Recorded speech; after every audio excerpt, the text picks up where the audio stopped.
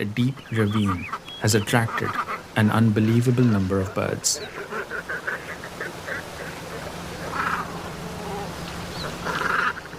The fading waters have trapped the fish, and a variety of species have descended upon this rare bounty.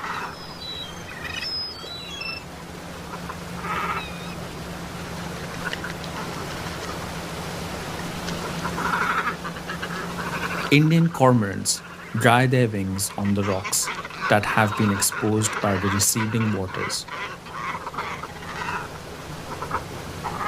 while others, such as this woolly-necked stork, await their turn patiently.